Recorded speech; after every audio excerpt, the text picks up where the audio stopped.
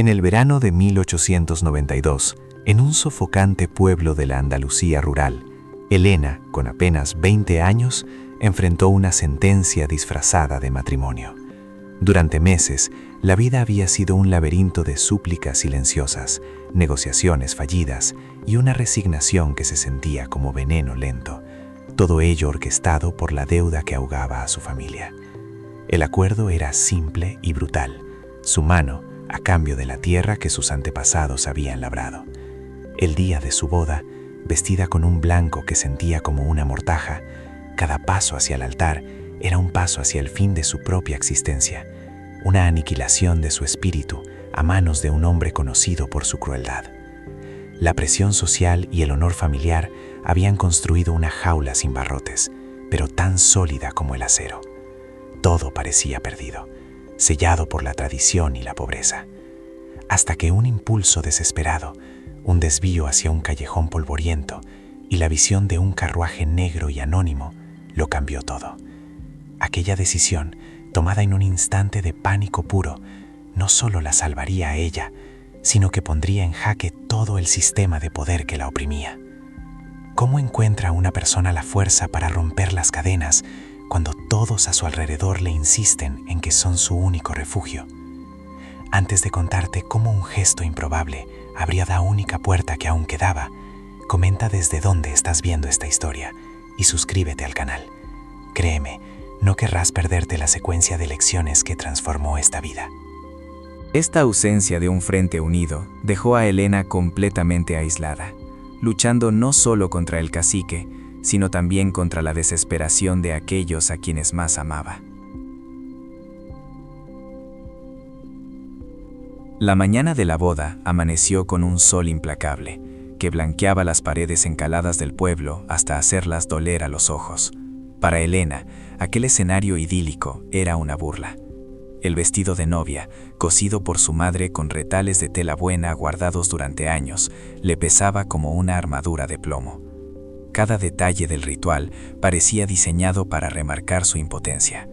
Las vecinas que acudían a ayudarla a vestirse lo hacían con sonrisas forzadas y frases de consuelo que sonaban a condolencias. Hablaban de la suerte que tenía, de la seguridad que encontraría, pero sus ojos transmitían una lástima profunda, una complicidad silenciosa en el sacrificio que se estaba cometiendo. Mientras su madre le ajustaba el velo, Elena tuvo un recuerdo vívido de su infancia, su padre enseñándole los nombres de las estrellas en una noche clara de verano, hablándole de un mundo vasto y lleno de posibilidades. Aquella memoria, tan llena de promesas, chocó brutalmente con la realidad de su presente, un futuro confinado a los muros de la hacienda del cacique. El sonido de las campanas de la iglesia, que comenzaban a repicar a lo lejos, no era un llamado a la celebración, sino el redoble de un tambor que marcaba el inicio de su ejecución. La ansiedad se convirtió en un nudo físico en su garganta, un terror frío que finalmente eclipsó cualquier sentido del deber. El camino hacia la iglesia era un corredor de rostros conocidos que la observaban con una mezcla de curiosidad y pena. Acompañada por su padre, cuyo brazo se sentía rígido y extraño bajo el suyo, Elena avanzaba con la cabeza gacha, sintiendo el peso de cientos de miradas. El sol calentaba la tierra, levantando un polvo fino que se pegaba a sus zapatos y al bajo de su vestido.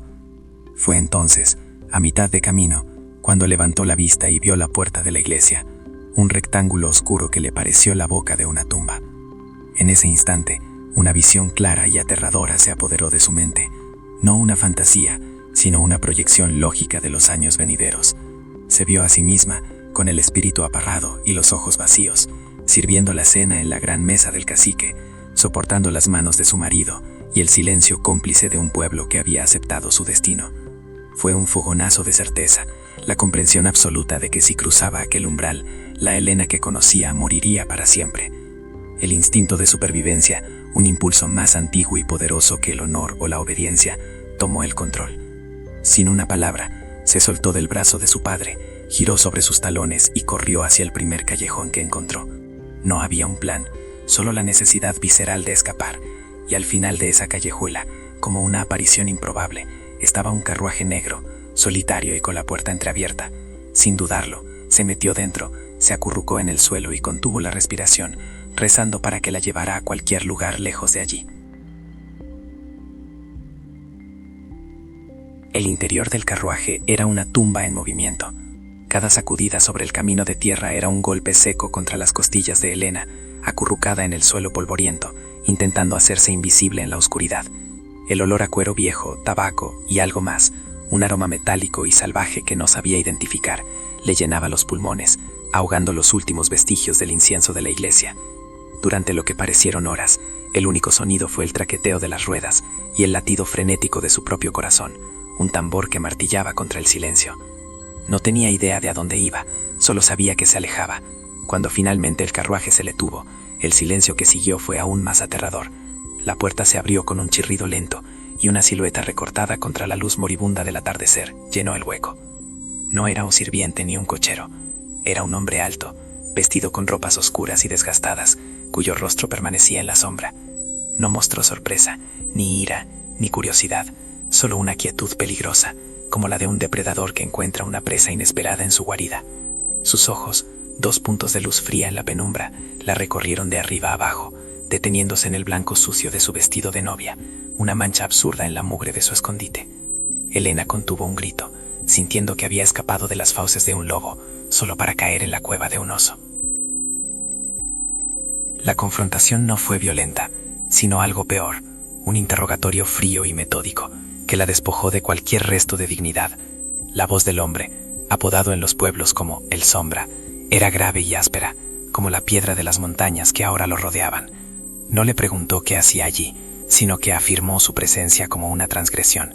Le exigió una explicación, no por curiosidad, sino como quien exige el pago de una deuda. Elena, con la garganta seca por el pánico, comenzó a hablar. Su historia no salió en un relato coherente, sino en fragmentos rotos, hípidos y frases desesperadas que pintaban un cuadro vívido de su condena. Habló de la sequía, de la deuda de su padre, del rostro cruel de su prometido y de la visión de una vida aniquilada antes de empezar. Mientras hablaba, se aferraba a la tela de su vestido, como si en esos pliegues sucios estuviera la única prueba de su verdad. El Sombra la escuchó sin interrumpir, su expresión impenetrable. No había en él la compasión que podría haber esperado de un extraño, pero tampoco la malicia que temía. En sus ojos, endurecidos por una vida al margen de la ley, Elena vio algo inesperado, un destello de reconocimiento, no de su historia, sino del veneno que la había provocado. Era la mirada de alguien que conocía íntimamente la anatomía de la injusticia, de un poder que aplasta a los indefensos, y en ese silencio compartido, su terror inicial comenzó a transformarse en una incertidumbre aún más desconcertante. Llegaron a su refugio al amparo de la noche, un lugar que no era más que una oquedad de la roca, oculta tras una cortina de hiedra y maleza en lo más profundo de la sierra. El contraste con su hogar, aunque humilde, era brutal. Allí no había paredes encaladas, ni el calor del hogar familiar, ni el olor a pan recién hecho. Solo la humedad fría de la piedra, el olor a tierra mojada y el eco de sus propios miedos. Aquel lugar era la materialización de su nueva vida, un exilio, una existencia clandestina. Los primeros días fueron un borrón de desorientación y un profundo sentimiento de pérdida. Su rutina, antes marcada por el sol y el trabajo en el campo, ahora se regía por la oscuridad y el silencio. Dormía en un jergón de paja en un rincón. Comía lo que el Sombra cazaba o traía de sus incursiones sigilosas a los pueblos lejanos, y pasaba las horas observando las sombras moverse por la cueva. La libertad que tanto había anhelado se sentía ahora como una forma diferente de encarcelamiento. Estaba a salvo del cacique, sí, pero era prisionera de la geografía, del miedo a ser descubierta y de la voluntad de un hombre cuya protección era tan impredecible como una tormenta de verano. La injusticia de su situación se había metamorfoseado. Ya no era la de una boda forzada, sino la de una supervivencia solitaria y sin horizonte. El peso de su decisión no tardó en aplastarla. Durante el día, el miedo a ser encontrada la mantenía en un estado de alerta constante, pero eran las noches las que se convertían en una tortura psicológica. En la oscuridad total de la cueva, lejos del juicio silencioso de su protector, su mente la traicionaba. La imagen de su madre, con el rostro surcado por la vergüenza y el dolor, La asaltaba una y otra vez. Se imaginaba a su padre, un hombre ya quebrado por la deuda, soportando ahora la humillación pública, señalado por todo el pueblo como el padre de la novia fugitiva. ¿Qué les habría hecho el cacique? Les habría quitado la tierra, dejándolos en la más absoluta miseria. La culpa era un ácido que le corroía el alma. Se preguntaba si su acto de autopreservación no había sido en realidad el acto más egoísta de su vida. Había salvado su propio espíritu, a costa de destruir el honor y la seguridad de su familia. Esta duda se convirtió en su compañera constante, un susurro venenoso que le recordaba que, en su mundo, la libertad individual de una mujer a menudo se pagaba con la ruina de todos los que amaba. La frustración de no poder saber nada, de estar completamente aislada de su pasado, era una angustia sorda y persistente, una herida que no sangraba, pero que dolía con cada respiración.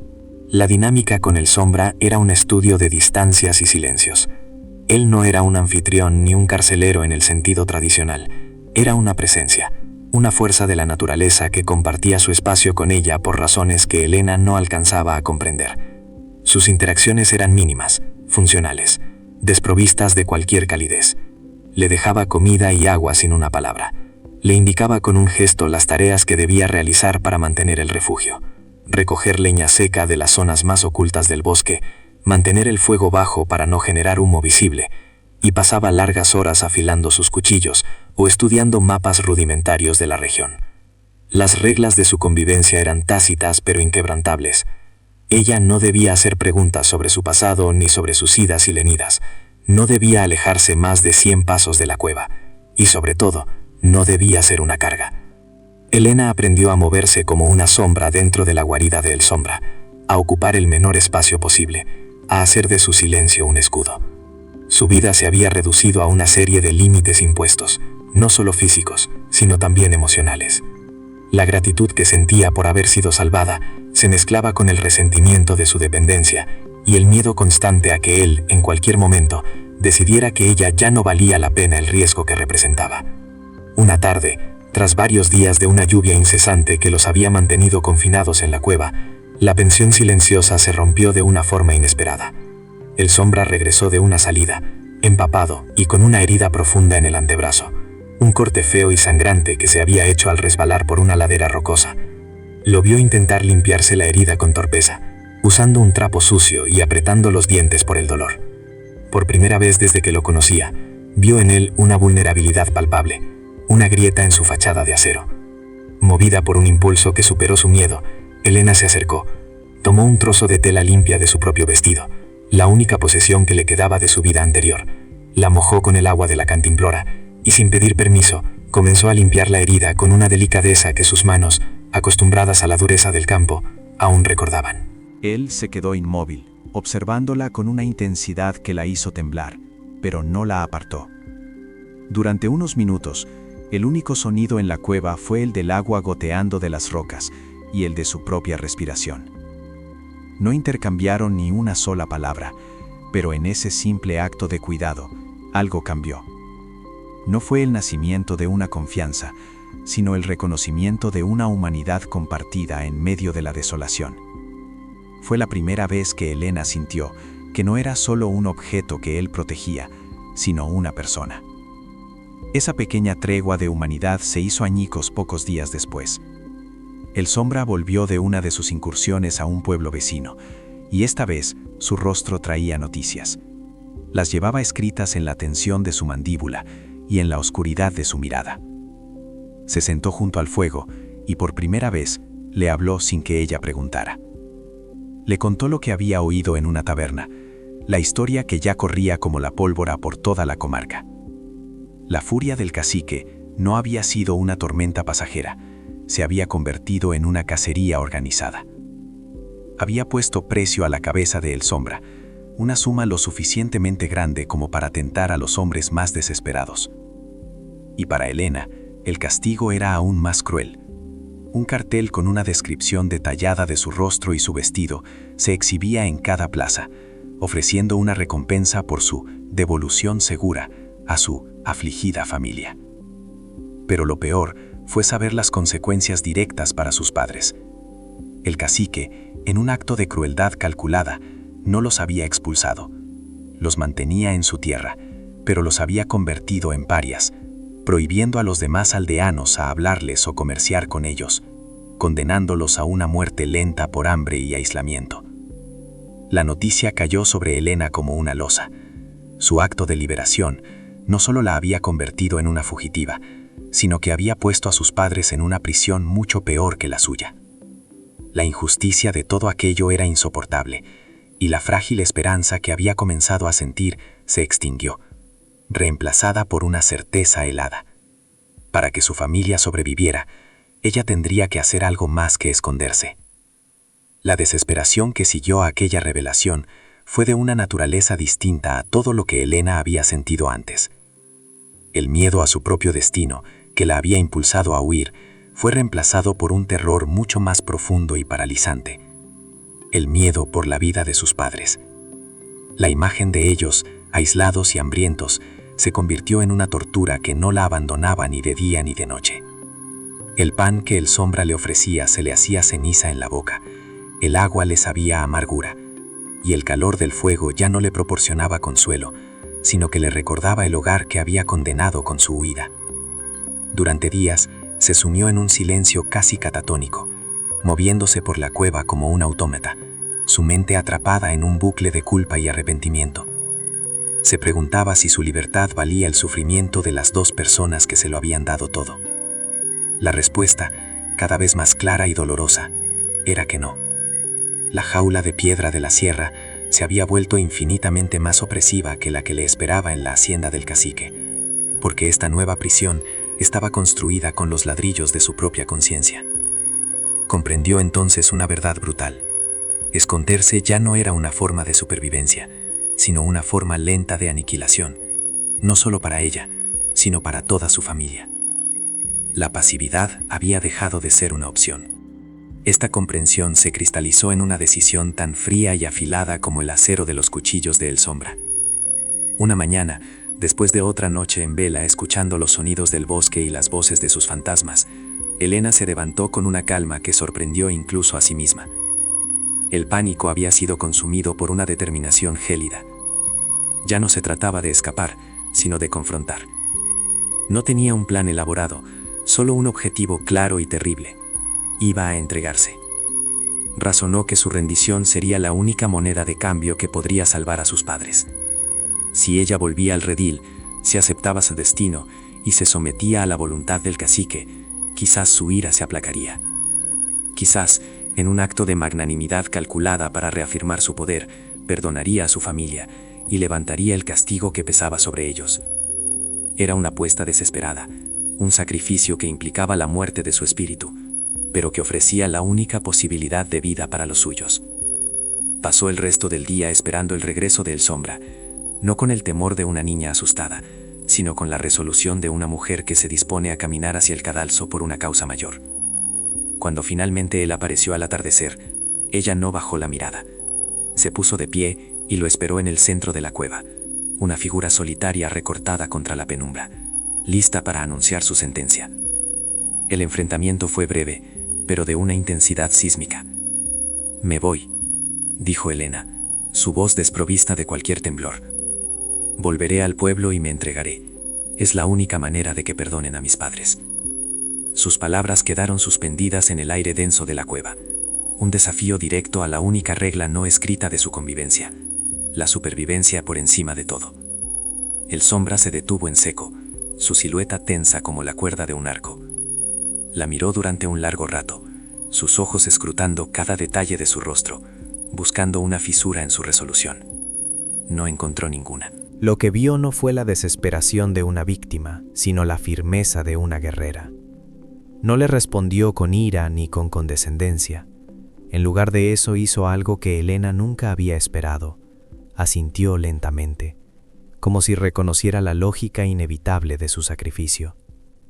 Pero entonces, cuando ella ya se preparaba para dar media vuelta y empezar su último viaje, él pronunció 5 palabras que lo cambiaron todo. «Tu sumisión no lo salvará», dijo, su voz más grave que nunca.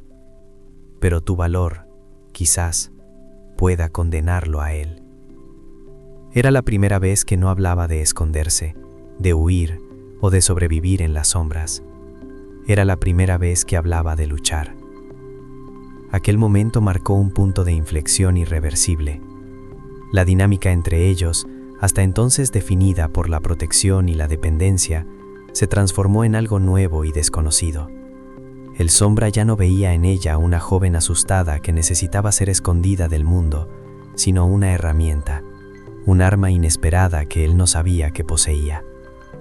La llevó a la parte más profunda y oscura de la cueva, a un recoveco oculto tras una pila de rocas sueltas que siempre había parecido parte de la pared.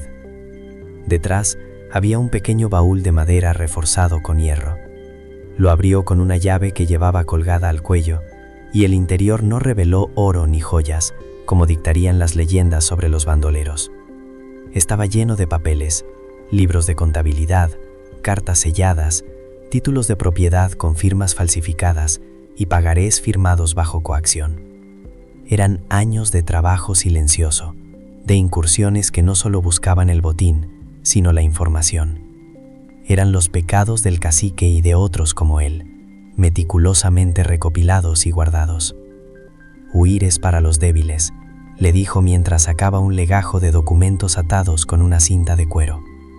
Yo no huyo, yo espero, y colecciono las razones por las que los hombres poderosos deberían caer. Elena miró aquellos papeles, sintiendo el peso de secretos que podían destruir un imperio construido sobre el miedo. El Sombra comenzó a explicarle el contenido de aquellos documentos con una precisión quirúrgica. Le mostró un libro de cuentas secreto donde el cacique registraba los préstamos usureros que concedía a los campesinos en años de mala cosecha, con intereses tan desorbitados que garantizaban la ruina y la posterior expropiación de sus tierras. La deuda de su propio padre estaba allí, documentada como una de tantas transacciones depredadoras. Le enseñó cartas intercambiadas con un funcionario corrupto de la capital, en las que se detallaba el soborno pagado para desviar el curso de un arroyo, dejando secas las tierras de las familias más pequeñas para beneficiar sus propios cultivos. Pero la prueba más devastadora era un testamento falsificado. Pertenecía a un antiguo propietario de la comarca, un hombre sin herederos directos, cuyas tierras, las más fértiles de la región, habían pasado a manos del cacique tras su misteriosa muerte años atrás. El documento original, que legaba las tierras a los trabajadores que las habían labrado durante generaciones, también estaba allí, robado por el Sombra del archivo notarial antes de que pudiera ser destruido. Elena escuchaba, y con cada revelación, su rabia crecía, desplazando la culpa. Su tragedia personal se insertaba ahora en una historia mucho más grande de injusticia sistemática y crueldad calculada. Ya no se trataba solo de su familia, se trataba de todo el pueblo. La comprensión de la verdad fue como un bautismo de fuego. Elena se dio cuenta de que su matrimonio forzado no había sido un capricho del hijo del cacique, sino el último eslabón de una cadena de opresión diseñada para consolidar el poder y la riqueza a cualquier coste. El cacique no solo quería una nuera, quería silenciar a una de las familias a las que había estafado, uniéndola a suya a través de un lazo que era, en realidad, una mordaza. La humillación pública a la que sometía a sus padres no era solo una venganza, sino una advertencia para cualquier otro que osara desafiarlo. El Sombra la observaba mientras ella procesaba la información, viendo cómo la desesperación en sus ojos se transformaba en una furia fría y lúcida. Él tenía la evidencia, las pruebas irrefutables de los crímenes del cacique, pero como bandolero y proscrito, su palabra no valía nada. Sería desestimado como un criminal que intentaba sembrar el caos. Cualquier acusación que él hiciera sería vista como una mentira interesada. Pero Elena era diferente. Ella era una de las víctimas. Era la novia fugitiva, la hija de los campesinos humillados, un símbolo viviente de la tiranía del cacique. Su voz, si encontraba el coraje para usarla, podría tener la fuerza de una verdad que ya nadie podría ignorar. Así nació un nuevo plan, no de huida, sino de confrontación. La estrategia ya no sería esconderse en las montañas, sino bajar al corazón mismo del poder que los oprimía.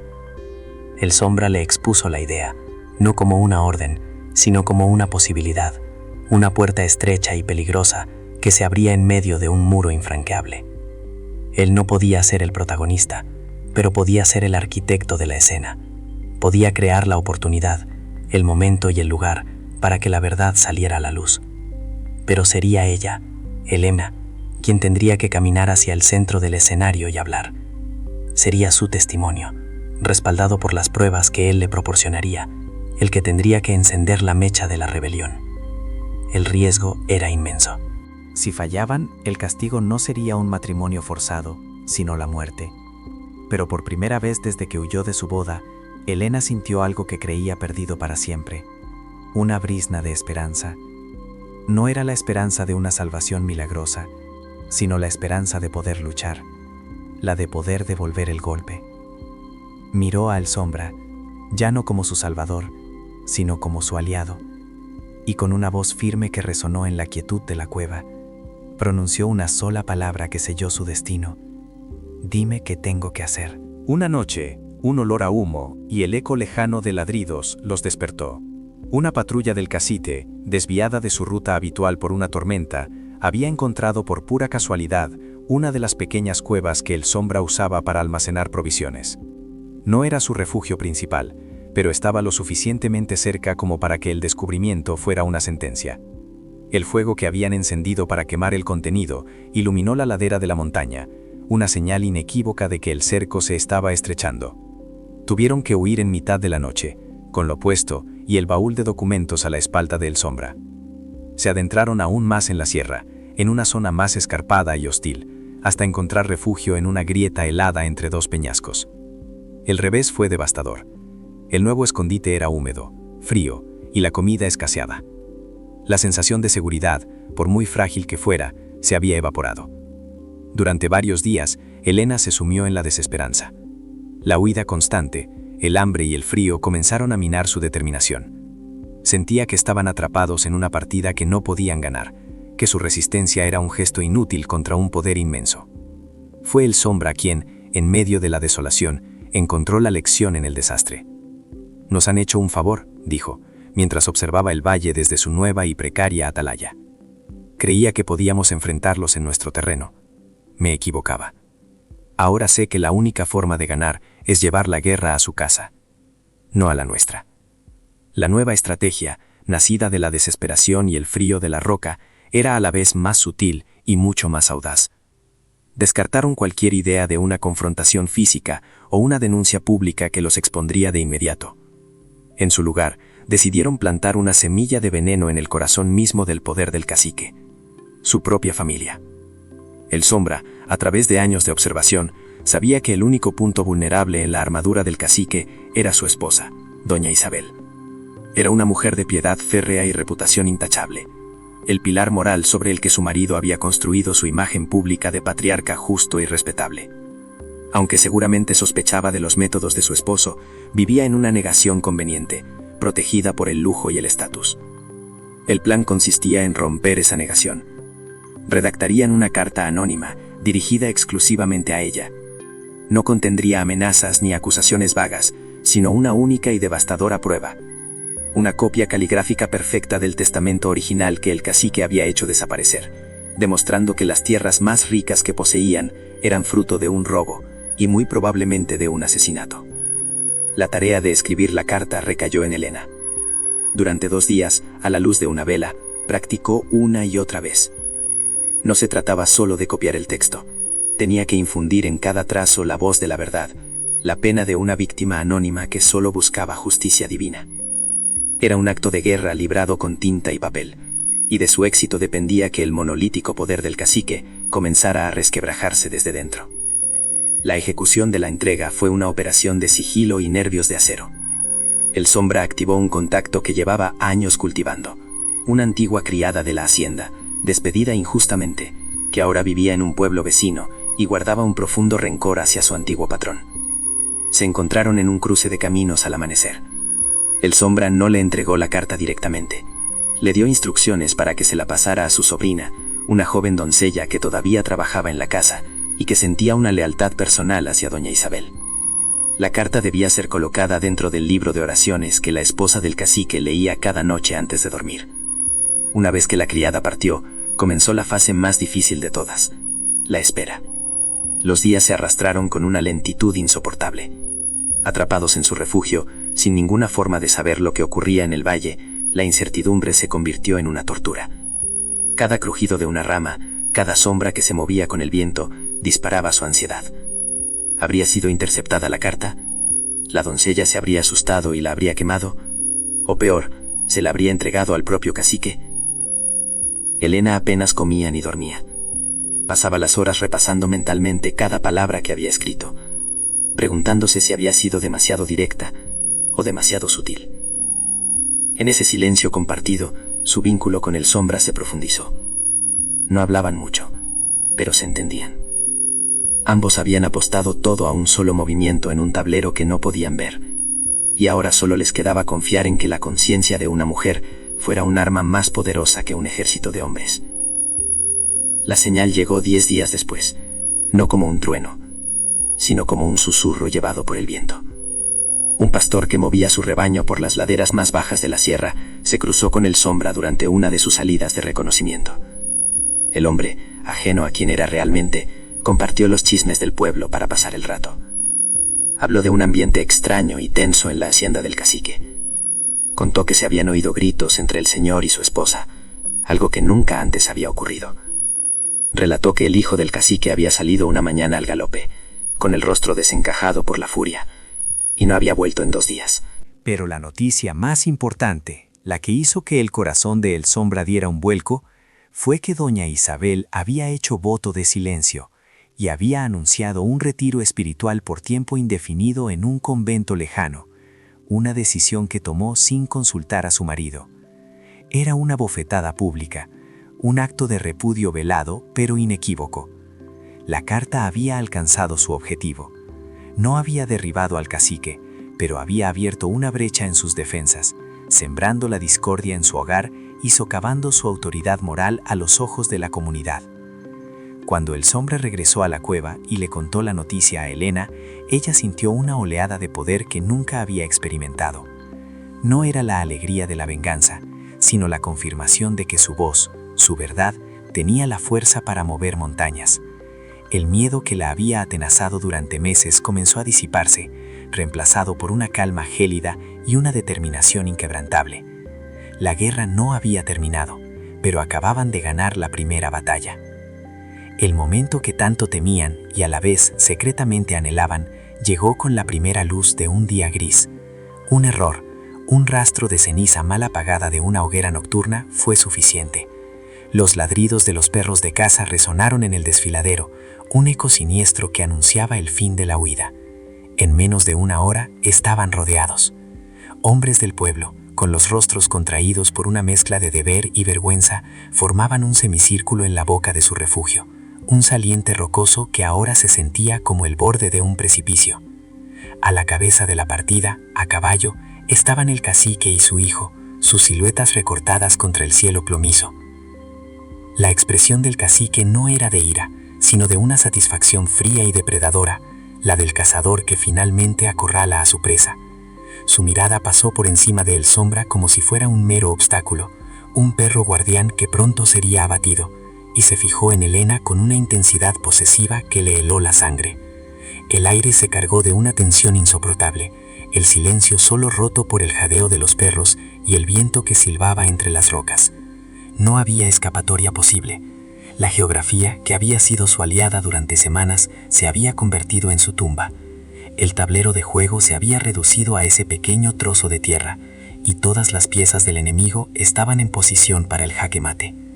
El cacique desmontó con una lentitud deliberada, saboreando cada segundo de su triunfo. No desenfundó un arma, su poder residía en su voz, en la certeza de que su palabra era suficiente para mover el mundo a su antojo. Se acercó hasta quedar a pocos metros de la entrada de la cueva, su mirada fija en Elena.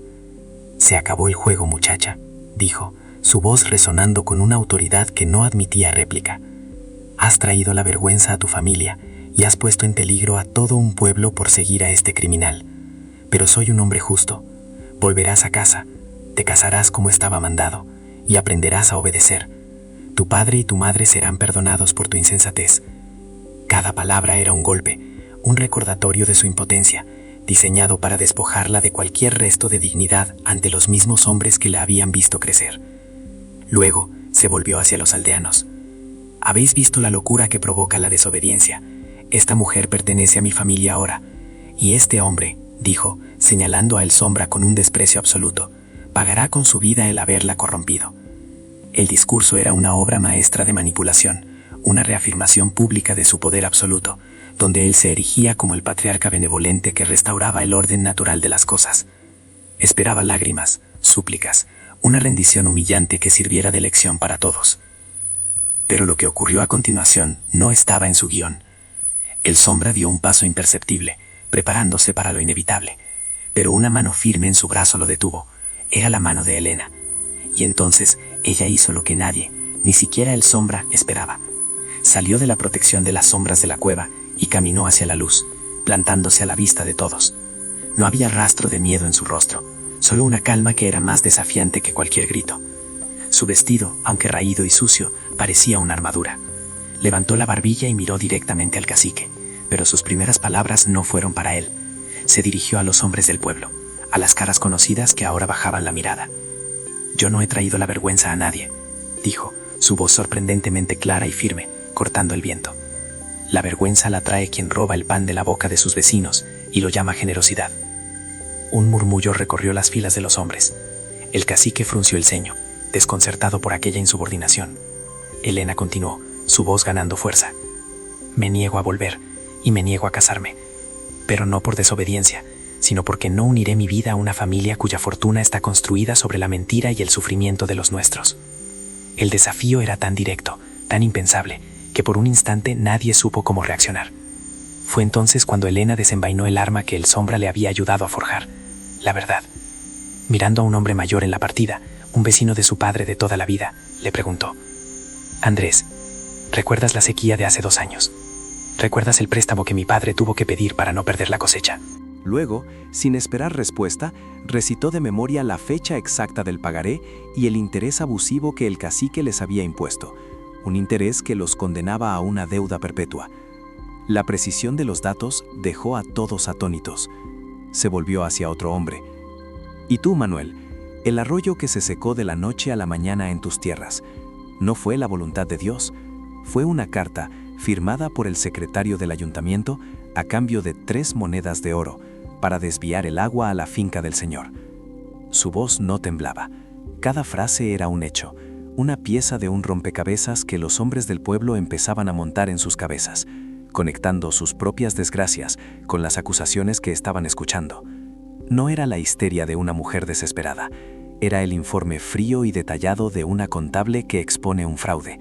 Estaba transformando su tragedia personal en una causa colectiva, demostrándoles que no eran víctimas del destino, sino de un plan deliberado. Y entonces lanzó el golpe de gracia. Dejó de dirigirse a los hombres y clavó sus ojos en el cacique, cuya cara había pasado del desconcierto a una furia lívida.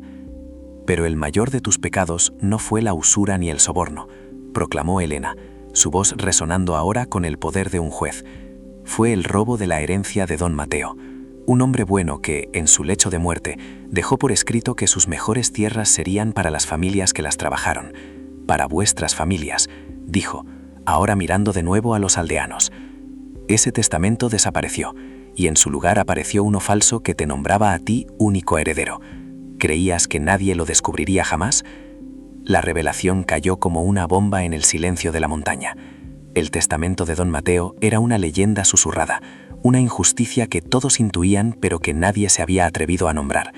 Que aquella joven, la novia fugitiva, la pronunciara en voz alta, con tal certeza, le daba una veracidad que sacudió los cimientos del miedo sobre los que el cacique había construido su reino. El poder del terrateniente no residía en sus armas, sino en el secreto y la ignorancia de sus víctimas. Y Helena, con sus palabras, acababa de encender una luz en la oscuridad. La reacción del cacique fue la de un animal herido. Perdió toda su compostura y comenzó a gritar, llamándola mentirosa, loca, una marioneta en manos de un bandido. Ordenó a sus hombres que la apresaran, que los mataran a los 2, pero sus órdenes ya no tenían el mismo peso. Los aldeanos no se movieron, se miraban unos a otros y en sus ojos ya no había miedo, sino una duda que era aún más peligrosa para el cacique.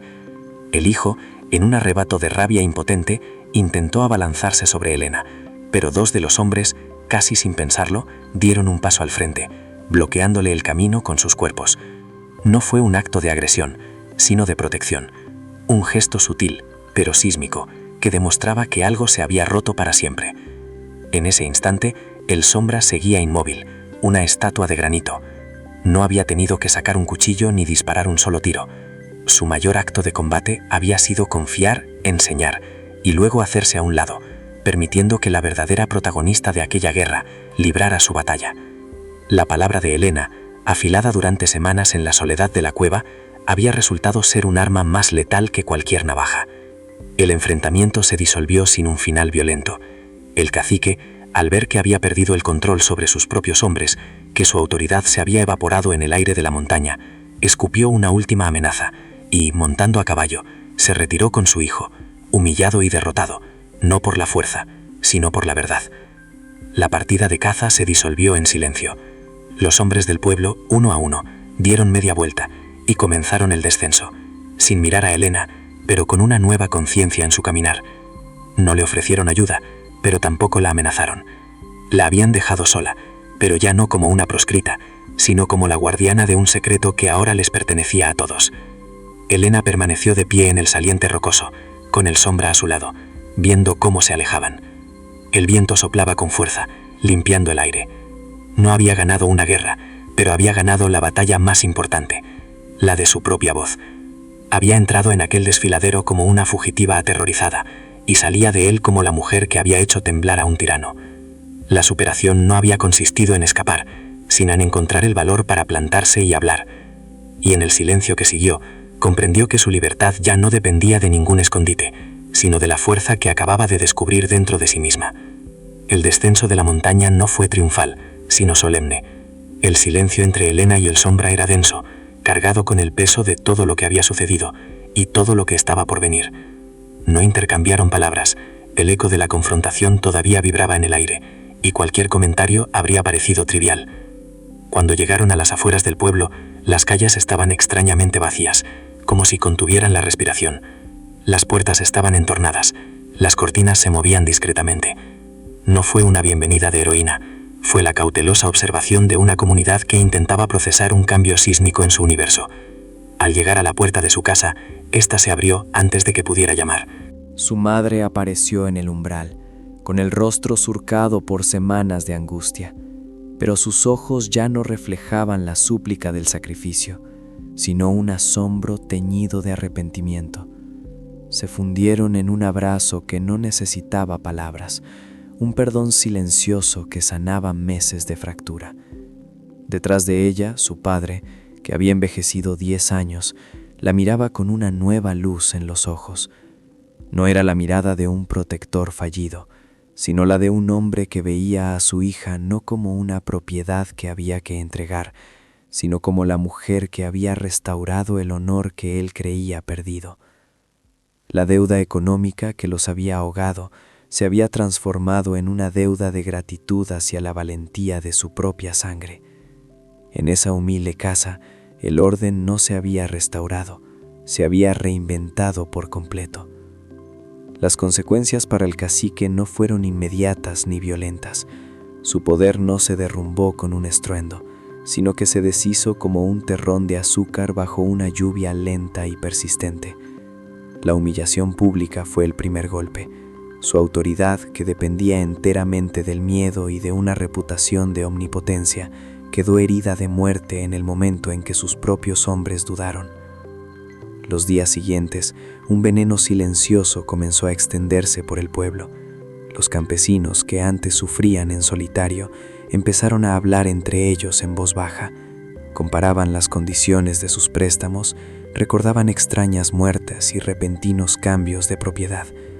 La historia de Helena se convirtió en la clave que descifraba décadas de injusticias individuales, uniéndolas en un tapiz de opresión colectiva. El cacique intentó reafirmar su control con amenazas, pero éstas ya no surtían efecto, sonaban a la desesperación de un rey destronado. La puntilla final llegó meses después, no de la mano de los aldeanos, sino de la burocracia. Los rumores de la revuelta silenciosa y las acusaciones de fraude llegaron a oídos de un magistrado de la capital, un hombre con ambiciones políticas que vio en el caso una oportunidad para hacerse un nombre.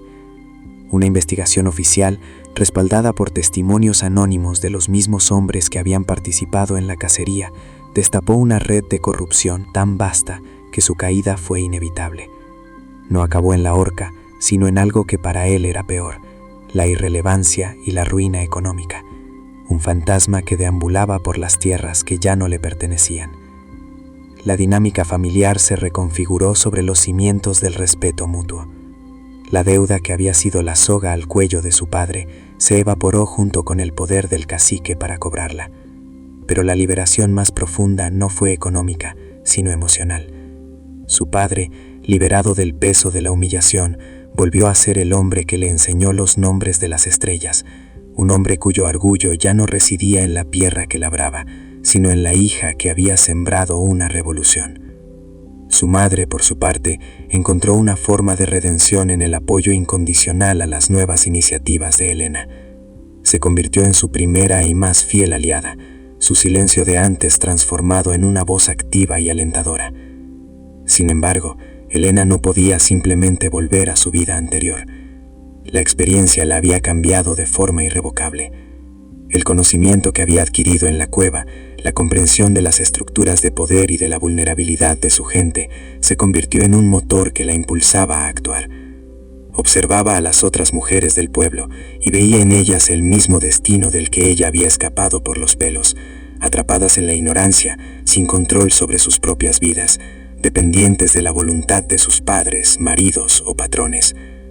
Comprendió que su libertad individual no estaría completa mientras las demás siguieran en sus jaulas, y fue en ese momento cuando su lucha personal se transformó en una misión colectiva. Antes de que pudiera comenzar su nueva vida, quedaba un capítulo por cerrar. Una noche, mientras el pueblo dormía bajo un manto de estrellas, el Sombra apareció en el umbral de su casa como una aparición. No hubo un reencuentro apasionado ni promesas de un futuro juntos. Su conversación fue la de dos soldados que, habiendo ganado la guerra, se despiden en un cruce de caminos. Él la observó, no como la joven asustada que había encontrado en su carruaje, sino como la líder en la que se había convertido. «Ya no necesitas un escudo», le dijo, su voz un susurro grave en la quietud de la noche. «Te has convertido en la espada». Elena entendió que su mundo y el de él no podían coexistir. Su presencia, ahora que el orden estaba cambiando, solo atraería más violencia y pondría en peligro todo lo que habían logrado. Él era un hombre de las sombras y su propósito se cumplía en la oscuridad, no bajo el sol de un pueblo que renacía. Antes de partir, le entregó un pequeño fardo de cuero. Dentro no había joyas ni dinero, sino los documentos originales que probaban los crímenes del cacique. «La verdad es tuya ahora», le dijo. «Úsala para construir, no solo para destruir». Con una última mirada que contenía un universo de respeto no dicho, se dio la vuelta y se desvaneció en la noche, regresando a las montañas que eran su único hogar. Su leyenda en la comarca cambió para siempre. Dejó de ser el bandolero temido para convertirse en el guardián silencioso, el fantasma de la justicia. Inspirada por su último regalo, Elena comenzó su trabajo. La primera reunión tuvo lugar en la cocina de su casa, con apenas 5 mujeres, convocadas con la excusa de compartir una receta de pan. El miedo todavía flotaba en el aire y la desconfianza era palpable. Durante generaciones se les había enseñado a competir, no a colaborar. Pero Elena no les habló de rebelión ni de grandes ideales, les habló de números. Con un trozo de carbón sobre una tabla de madera, les enseñó a leer las cifras de los precios del mercado, a calcular los beneficios que se quedaban los intermediarios, a entender el valor real de su trabajo. Por primera vez, aquellas mujeres vieron el mapa de su propia explotación económica. La alfabetización se convirtió en la primera herramienta de su liberación. Poco a poco, el grupo creció.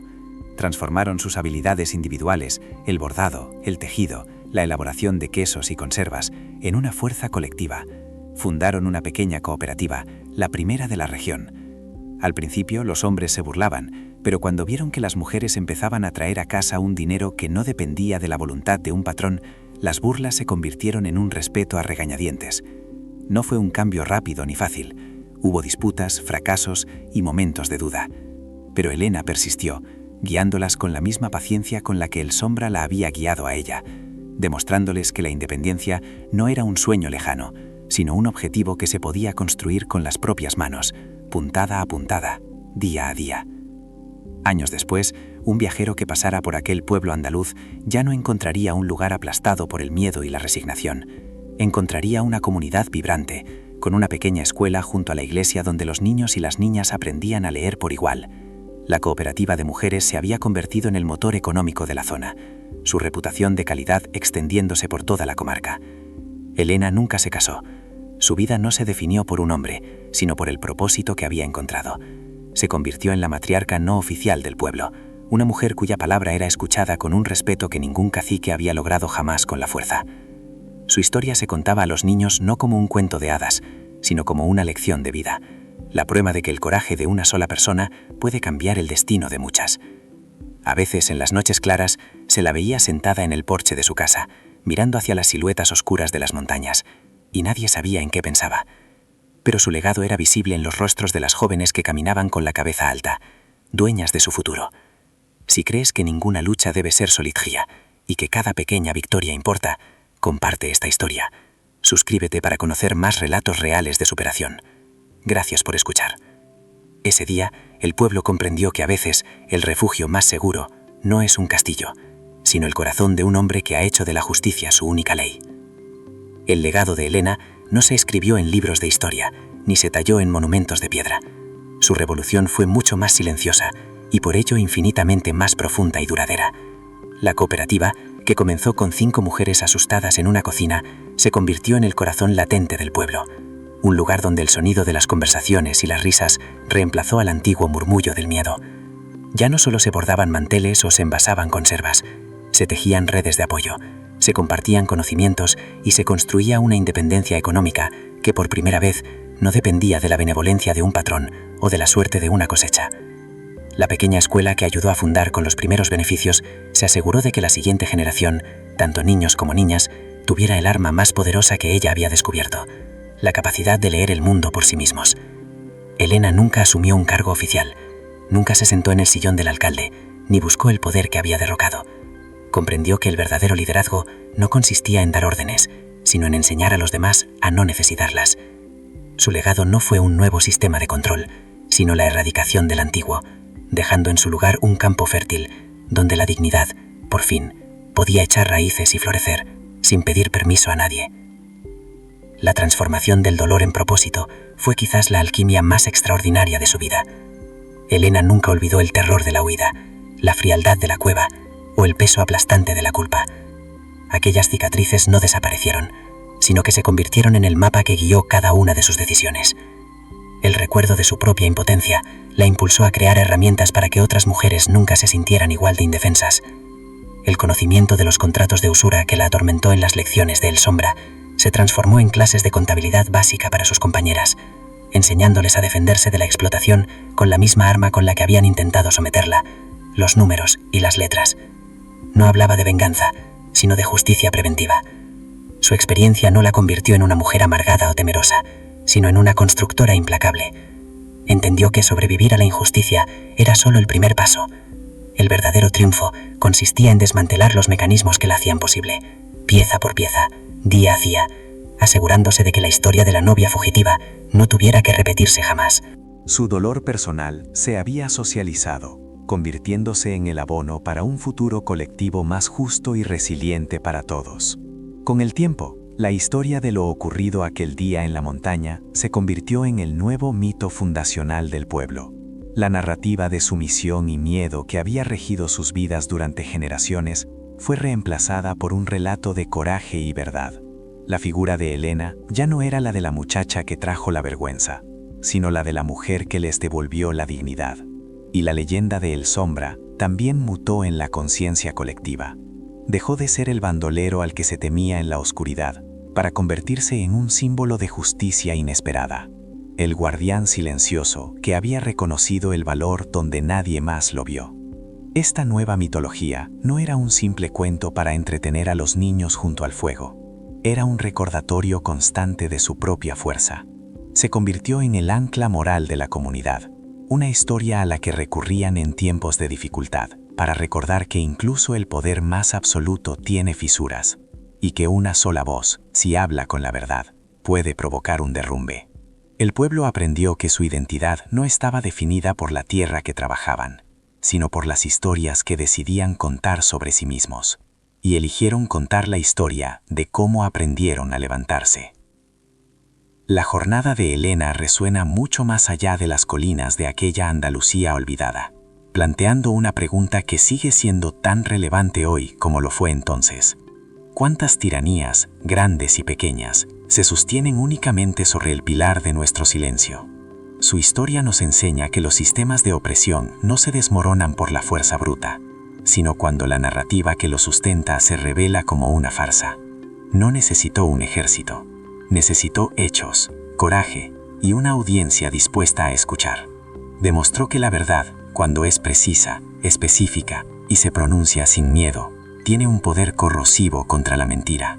Su superación no fue un milagro, sino el resultado de un proceso.